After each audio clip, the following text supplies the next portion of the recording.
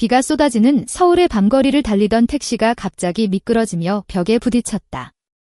나는 김지은, 28의 평범한 회사원으로 그 순간 세상이 뒤집히는 소리와 함께 의식을 잃었다.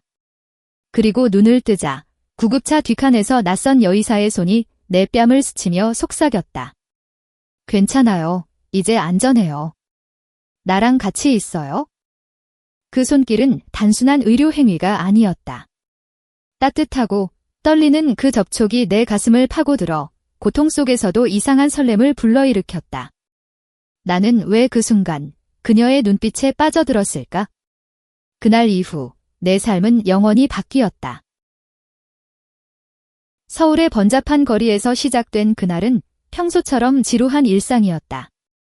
나는 종로구의 작은 IT 회사에서 마케팅 팀원으로 일하는 김지은. 28살, 부모님의 기대 속에 안정된 삶을 추구하며 사는 특별할 것 없는 여자였다. 친구들은 지은아, 너처럼 착한 애가 왜 아직 솔로야? 라고 놀리곤 했지만 나는 그냥 남자들과의 데이트가 어색할 뿐이었다. 내 마음속 깊은 곳에는 설명할 수 없는 공허가 있었다. 그날 오후 회의가 길어지며 야근이 예감되던 때 갑작스런 소나기가 쏟아졌다. 우산 없이 집으로 향하던 나는 택시를 잡아탔다. 운전사가 비가 너무 세네요 라고 중얼거리던 그 순간 택시가 미끄러지며 커브를 돌지 못하고 가로등에 충돌했다. 통증이 온몸을 관통했다. 머리가 어지럽고 다리가 저려오며 피가 입안에 고였다. 나는 비명을 지르려 했지만 목소리가 나오지 않았다. 주변의 소음이 멀어지며 누군가의 외침이 들려왔다. 여기 환자 있어요. 빨리 구급차 불러요. 곧이어 사이렌 소리가 울리며 나는 들것에 실려 구급차로 옮겨졌다. 눈꺼풀이 무거워지던 그때 부드러운 목소리가 내 귀를 파고들었다. 환자분, 들려요. 저는 이수민 의사예요. 이제 괜찮아요. 제가 지켜줄게요. 그녀의 얼굴이 희미하게 보였다. 32살쯤 돼 보이는 날카로우면서도 부드러운 인상의 여자.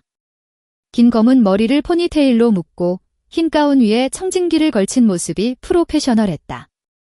하지만 그녀의 눈, 그 깊은 갈색 눈동자에는 단순한 직업적 냉정함이 아니었다. 걱정과 따뜻함이 스며 있었다. 구급차가 출발하며 덜컹거리는 진동 속에서 그녀는 내 손을 잡고 맥박을 재기 시작했다.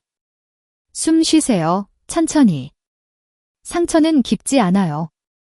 병원에 가면 금방 나을 거예요. 나는 고개를 끄덕이려 했지만 몸이 말을 듣지 않았다. 대신 그녀의 손이 내 팔을 어루만지는 감촉이 느껴졌다. 그것은 위로의 제스처였다. 하지만 왜일까? 그 순간 내 심장이 이상하게 뛰었다. 비가 창문을 두드리는 소리와 사이렌의 울림이 섞인 가운데 그녀가 가까이 다가왔다. 지은 씨, 이름이 맞아요. 차 안에서 지갑 봤어요. 가족한테 연락할까요? 그녀의 숨결이 내 귓가에 스쳤다. 나는 작게 중얼거렸다. 아니요. 괜찮아요. 하지만 내 목소리는 떨리고 있었다. 구급차가 서울시립병원으로 향하는 동안 그녀는 끊임없이 나를 살폈다. 혈압을 재고 상처를 소독하며 부드럽게 대화를 유도했다. 무서우시죠? 나도 처음 구급차 탔을 때 그랬어요. 의대생 때 실습 중에 환자 실려온 적이 있었거든요. 그녀의 목소리는 차분했지만 그 안에 숨겨진 긴장감이 느껴졌다. 나는 그녀를 바라보았다. 의사님은 왜 이런 일을 하세요? 무섭지 않아요. 그녀가 미소 지었다. 무섭죠. 하지만 누군가의 목숨을 구할 수 있다는 게 제 삶의 의미예요. 특히 이런 밤에 혼자 아픈 사람을 볼 때 더 그래요. 그 대화가 끝나갈 무렵 구급차가 갑자기 급커브를 돌며 흔들렸다. 나는 비명을 지르며 그녀의 팔을 움켜쥐었다. 그녀도 순간적으로 균형을 잃고 내 위로 쓰러지듯 다가왔다. 그녀의 가슴이 내 가슴에 닿았고 얼굴이 불과 몇 센티미터 거리에 있었다. 시간은 멈춘 듯 했다. 그녀의 눈빛이 흔들렸다. 미안해요. 그녀가 속삭였지만 몸을 떼지 않았다. 대신 그녀의 손이 내 뺨을 감쌌다. 그리고 그녀의 입술이 내 입술에 살짝 스쳤다. 그것은 키스라기보다는 절박한 위로였다. 부드럽고 따뜻하고 금지된 감정으로 물든. 나는 충격에 눈을 깜박였다. 그녀도 당황한 듯 몸을 일으키며 죄송해요, 실수해요 라고 중얼거렸다. 하지만 그 눈빛은 거짓말을 하지 않았다. 그 순간 내 안에 잠들어 있던 무언가가 깨어났다. 구급차가 병원에 도착할 때까지 우리는 아무 말도 하지 않았다. 하지만 그 침묵은 오히려 더 많은 이야기를 속삭였다. 병원 응급실에 도착한 나는 다행히 골절이나 내상 없이 가벼운 타박상으로 끝났다. 수민 의사는 나를 마지막으로 확인하며 집에 가서 푹 쉬세요. 필요하면 언제든 연락하세요 라고 말했다. 그녀가 건넨 명함에는 이수민 응급의학과 전문의라고 적혀 있었다. 나는 그 명함을 쥔 채 퇴원했다. 집으로 돌아오는 택시 안에서 비가 여전히 내리는 창밖을 보며 그 순간을 되새겼다. 왜 그 키스? 아니, 그 접촉이 내 마음을 이렇게 흔들까? 나는 여자였다. 그녀도 여자였다. 한국에서 이런 감정은 용납되지 않는 금기였다. 하지만 그날 밤 나는 잠을 이룰 수 없었다. 그녀의 손길이, 눈빛이 머릿속을 맴돌았다. 다음 날 아침 나는 회사에 휴가를 냈다. 몸은 괜찮았지만 마음이 어지러웠다. 부모님께는 작은 사고라고만 알렸고 친구들에게도 자세히 말하지 않았다. 대신 나는 그 명함을 보며 망설이다가 전화를 걸었다. 의사님, 저 김지은입니다. 어제 감사해요. 그런데 상처가 다시 아파서요. 조언 좀 해주실 수 있나요? 변명이었다. 그녀의 목소리가 밝게 들려왔다. 아, 지은 씨. 다행이에요. 병원으로 오세요. 제가 직접 봐줄게요. 병원 로비에서 그녀를 만난 순간 어제의 장면이 스치듯 떠올랐다. 그녀는 여전히 흰가운 차림이었지만 미소가 더 부드러웠다. 이쪽으로 오세요. 진찰실에서 그녀는 내 팔을 살피며 물었다. 정말 아픈가요? 아니면 다른 이유로 온 건가요? 그녀의 눈빛이 장난기 어린 도발로 빛났다. 나는 얼굴이 붉어지며 고개를 저었다. 그냥 걱정돼서요. 어제 그 일 잊을 수가 없어요. 그녀가 한숨을 쉬었다. 나도 그래요? 미안해요. 지은 씨, 그건 프로페셔널하지 않았어요. 하지만 그 순간 당신을 잃을까봐 무서웠어요. 그녀의 고백이 이어졌다. 수미는 의대 시절부터 자신의 감정을 숨겨왔다. 한국의 보수적인 사회에서 레즈비언으로서의 삶은 고립이었다. 가족은 내가 결혼해서 손주를 바래요. 동료들은 그냥 착한 수민이로만 봐요. 하지만 당신을 본 순간 뭔가 달라졌어요. 우리는 그날 오후 병원 근처 카페로 갔다. 비가 그친 서울거리는 아직 습했지만 공기는 상쾌했다. 커피를 마시며 이야기를 나누었다. 나는 내 삶을 털어놓았다. 저도 남자들과 어울리는 게 어색해요. 그냥 여자친구들과 있을 때가 더 편하네요. 그런데 그게 이상한 건가요? 수민이 내 손을 잡았다. 아니요, 그게 당신의 진짜예요. 나처럼요. 그 만남 이후 우리는 매일 연락했다. 퇴근 후 산책, 주말에 한강공원에서 피크닉. 그녀의 손을 잡을 때마다 세상이 밝아지는 기분이었다. 하지만 그 행복은 오래가지 않았다. 어느 날 회사 동료가 내 폰을 보며 우연히 메시지를 봤다. 지은아, 이수민 누군데? 여자 이름인데 왜 이렇게 친해? 농담처럼 시작된 소문이 퍼지기 시작했다. 김지은, 게일의 속삭임이 회의실을 맴돌았다. 집에 돌아온 나는 울었다. 부모님의 전화가 왔다. 지은아, 요즘 왜 이렇게 피곤해 보이니? 남자친구는 없어. 그 말에 가슴이 미어왔다. 수민에게 털어놓자 그녀가 안아주었다. 우리 같이 이겨내요. 하지만 조심해야 해요. 한국에서 우리는 아직 용서받지 못했으니까. 그럼에도 우리는 멈추지 않았다. 그녀의 아파트에서 보내는 밤들, 키스와 포옹이 우리의 비밀스러운 언어가 되었다. 수민의 입술은 부드럽고 그녀의 손길은 내 영혼을 어루만졌다.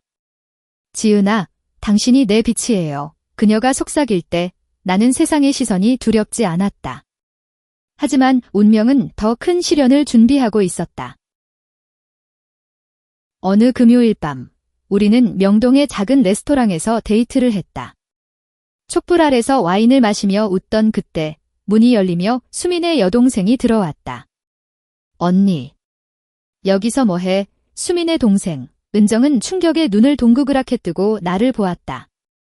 이 사람이 누구야? 수민이 당황하며 친구야 라고 둘러댔지만 은정의 시선은 날카로웠다.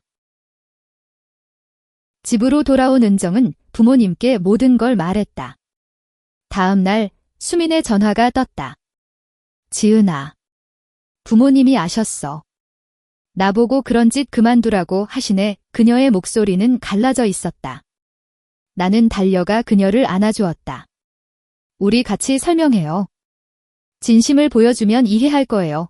하지만 수민의 어머니는 차갑게 말했다.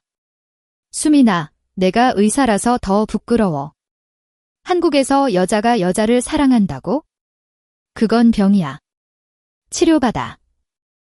그 충격으로 수민은 며칠 동안 연락을 끊었다. 나는 불안에 떨며 병원 앞을 서성였다. 마침내 그녀가 나왔다. 미안해, 지은아. 나 도망치고 싶었어. 하지만 당신 없인 못 살아. 우리는 한강 다리 아래서 포옹했다. 눈물이 흘렀다. 우리 싸워요. 이 사랑을 지켜요. 소문은 점점 커졌다. 회사에서 상사가 나를 불렀다. 지은 씨, 요즘 루머가 돌던데. 회사 이미지에 안 좋아. 조심해. 나는 사직서를 제출했다. 수민도 병원에서 압박을 받았다. 환자들한테 이상한 소리 들으면 어쩌려고. 동료들의 차가운 시선이 그녀를 괴롭혔다. 하지만 우리는 포기하지 않았다. 비밀 모임에 참여하며 같은 처지의 사람들을 만났다. 서울의 작은 커뮤니티에서 우리는 용기를 얻었다. 우리는 잘못된 게 아니야. 사랑은 사랑이니까. 한 언니의 말이 가슴에 와닿았다. 클라이맥스는 수민의 가족 모임에서 왔다. 어머니가 수민아, 내 결혼을 포기할 순 없어 라고 하며 소개팅 상대를 데려왔다. 수민이 일어섰다. 엄마, 저는 지은이를 사랑해요. 이게 제 진짜 삶이에요. 나는 떨리는 손으로 어머니의 손을 잡았다. 저희 사랑, 부끄러운 게 아니에요. 오히려 소중한 거예요. 침묵이 흘렀다. 어머니의 눈에 눈물이 고였다. 너희가 정말 행복하다면 그것이 시작이었다. 은정도 우리 편이 되었다. 언니, 나도 응원할게. 세상이 변해야 해. 시간이 흘러 우리는 작은 아파트를 얻었다. 나는 프리랜서로 일하며 수민은 병원에서 더 강해졌다. 한국의 봄, 벚꽃 아래서 우리는 약속했다. 영원히 함께할게. 이 세상의 시선은 여전했지만 우리의 사랑은 그 모든 것을 이겨냈다. 그 구급차 안에 그날 운명이 우리를 연결한 것이다. 그 후로 우리의 일상은 조용히 흘렀다. 하지만 그 조용함 속에 숨겨진 긴장감은 사라지지 않았다. 어느 아침 수민이 출근 준비를 하며 말했다. 지은아, 오늘 저녁에 커뮤니티 모임 갈까? 새로운 친구들 만날 수 있을 거야. 나는 고개를 끄덕였다. 서울의 LGBT 커뮤니티는 아직 작고 은밀했지만 그곳이 우리의 피난처였다. 이터원의 작은 바에서 우리는 비슷한 아픔을 가진 사람들과 이야기를 나누었다. 모임에서 만난 혜린 언니는 40살의 변호사였다. 나도 처음엔 가족 때문에 포기하려 했어. 하지만 사랑을 숨기다 죽는 것보다 드러내고 사는 게 낫더라. 그녀의 이야기가 우리에게 용기를 주었다. 수민이 내 손을 꼭 쥐었다. 우리도 그래? 포기 안 해. 하지만 현실은 여전히 가혹했다. 회사에서 사직한 후 나는 프리랜서 마케터로 일하기 시작했다. 클라이언트 미팅에서 김지은 씨, 결혼은 언제? 라는 질문이 나오면 나는 웃으며 다직이에요 라고 대답했다. 속으로는 아팠다. 수민도 병원에서 스트레스를 받았다. 오늘 환자 보호자가 여의사가 왜 그래? 라고 했어. 그냥 웃어넘겼지만. 그날 밤, 우리는 침대에 누워 이야기를 나눴다. 수민의 머리를 쓰다듬으며 나는 물었다.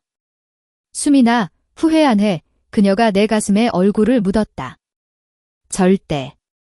당신이 있어서 버틸 수 있어. 우리의 키스는 깊어졌고 그 밤은 다시 한번 우리의 결속을 확인하는 시간이었다.